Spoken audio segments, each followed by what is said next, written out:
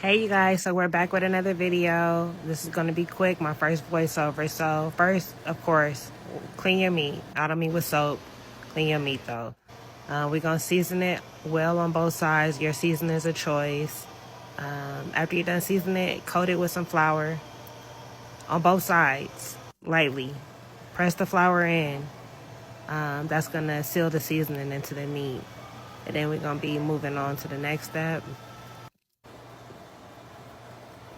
As you can see, that's how it looks. Fully seasoned. Yes, over seasoned a bit because we're gonna add liquid to this later on. That's me seasoning it on the other side, just to show you guys the full process. We're gonna be adding vegetable oil to the cast iron skillet. The cast iron skillet is set to medium heat. In the meantime, while that heats up, I'm gonna prepare my potatoes, season my potatoes.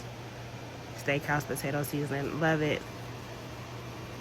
So usually I would make mashed potatoes, but my husband's not a big fan, so I'm just gonna put these potatoes in the oven and roast them along with some broccoli and carrots to go with the protein, of course.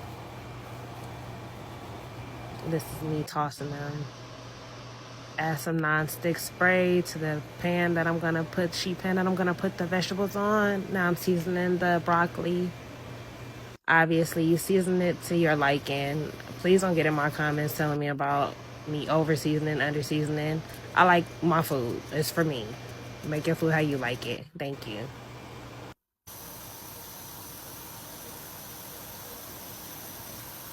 Then I do the carrots last. The carrots I'm doing with like a honey oil seasoning. I put the honey on after it roasts. Well, when it's about to be finished roasting, so the honey doesn't burn. Testing that flour in the oil just to see if it's ready, and it was. So I'm putting the roast down. I'm gonna sear it on both sides. Try to get a good sear.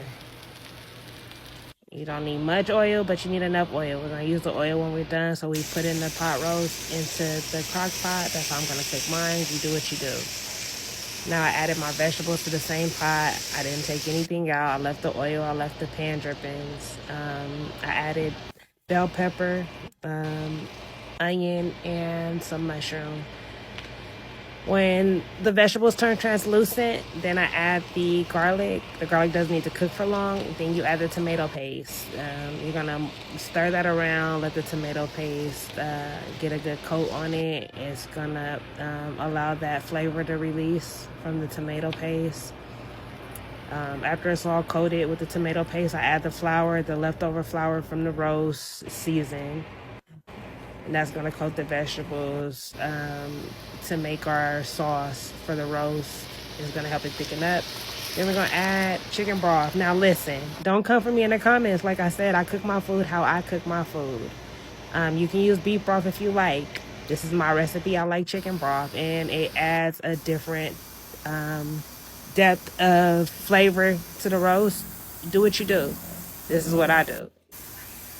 So then I add all the juices from the pan. After it comes to a boil, I add it on top of the pot roast. These are my veggies. After they're done, the roast cooked for 5 hours on high. This is my roast when I go to check on it. Delicious, tender, tender, tender, falling off the bone. Well, there's no bone, but you know what I mean. There you have it, and that's the finished product. Hope you enjoy. Like and subscribe.